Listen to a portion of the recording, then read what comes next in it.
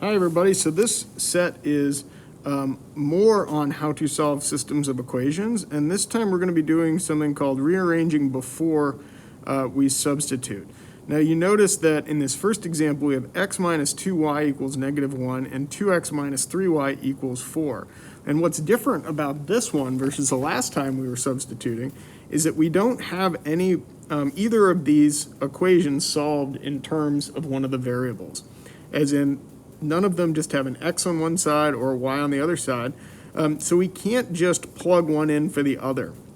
What we need to do is rearrange these a little bit beforehand, and then we can solve just as we were doing before for one variable, and then using that variable to solve for the other. So I'm going to write just right on top here, one of the keys is to find the variable with the coefficient of 1. So I'm going to write that up top, find the variable with a coefficient of 1. Okay, so what does that mean? It's essentially 1 in front of the variable, right? That's what a coefficient is.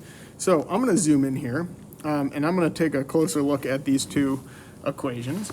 And what I notice right off the bat is that I have an x here, and the x, because it has nothing in front of it, remember you can imagine that it has an invisible 1 in front. That is a coefficient of 1. So that's going to be the variable that I'm going to try to isolate from that equation. So I'm going to write that over here. I have x minus 2y equals negative 1. And I'm going to solve this for that x because it's easiest. So to do that, I'm going to add 2y to each side. And what I get is x equals negative 1 plus 2y. Okay, so that's great. Now I have an equivalent equation to that top equation from my system of equations. And now what it allows me to do is that it allows me to take this value of x and plug it into the other equation right here. So what that's going to look like, sometimes it does actually help to rewrite the system. But that's okay. What it's going to look like is I'm going to take the 2, I'm going to substitute in this little expression for x, negative 1, plus 2y, and then I've got to complete it, minus 3y equals 4. Distributive property here.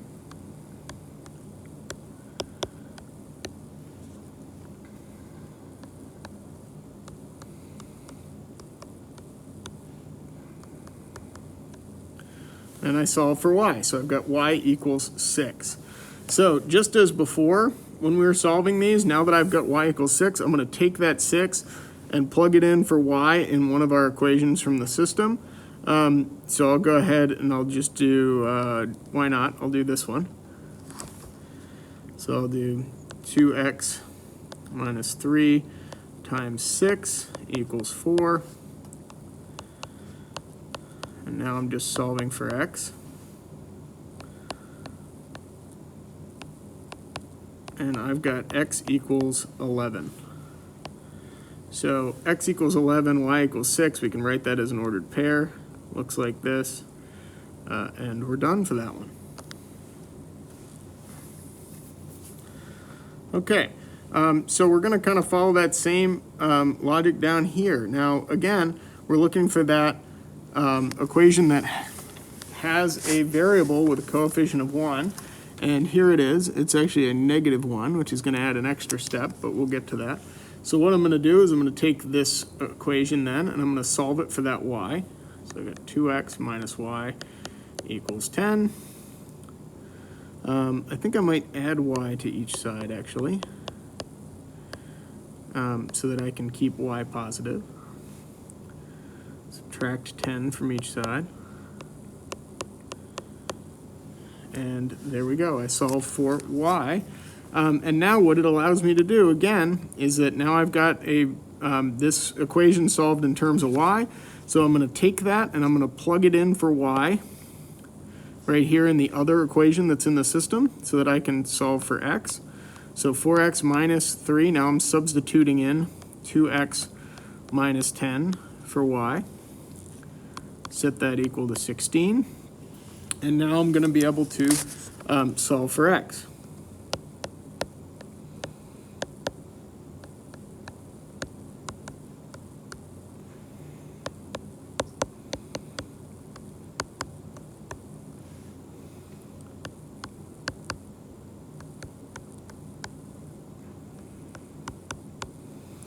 So there it is. I got x equals 7.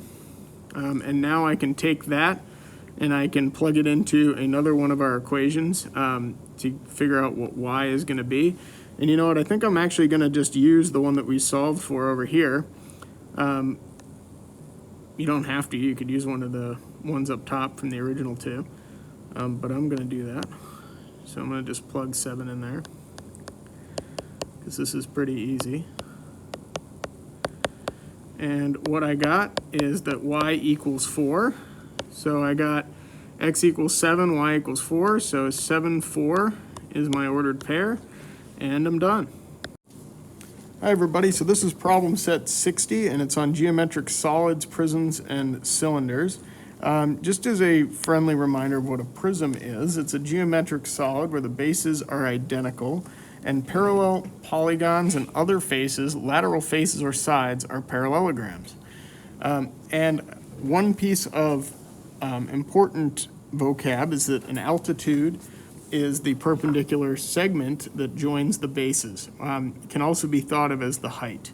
So there's a bunch of different types of prisms, and essentially they're defined by what their bases are shaped like. So for example, the right triangular prism has a base that has triangles, etc. And then a cylinder is maybe the only one that isn't self-explanatory, but its bases are circles, right? We know what a cylinder looks like. To find the volume of a prism, you take the area of the base times the height. So whether it's a triangular prism, for example, you'd find the area of that triangular prism and then multiply by the height or the altitude. Another calculation that we're going to make in just a minute is called the lateral surface area, and this is just the surface area of the sides of the prism. So it does not include the bases, and the total surface area, of course, does include the area of the bases plus the lateral surface area. So we're going to go through this example where we're going to calculate the lateral surface area of a right prism. The bases are regular pentagons, and the dimensions are in meters. And so what we have is we have the altitude is 15, and we have the length of one of the base pentagon sides is 8. So if it's a regular pentagon, that means that all the sides are the same length. And I'm going to throw down here. We're talking about lateral surface area. And lateral surface area, we take the perimeter of the base, and we're going to multiply that times the height or the altitude of the prism. So in this case, the perimeter of the base, well, we're talking about a pentagon here. It's a regular pentagon with side length 8. So to find the perimeter of the base would be to take 5 and multiply by 8, because there are 5 sides rather that are 8 meters long. Multiply that by the height, which is 15.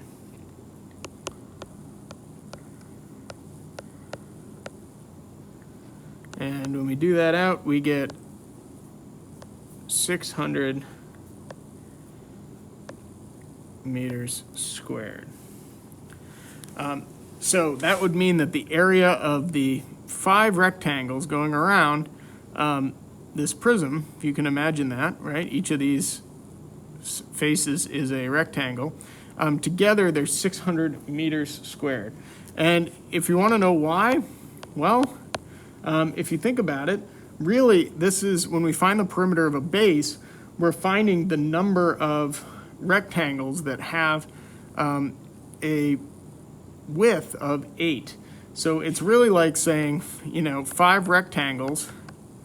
Well, what's the area of that? Well, 8 times 15 is the area of one rectangle, and then we'd multiply that by 5 to get the area of all 5 rectangles.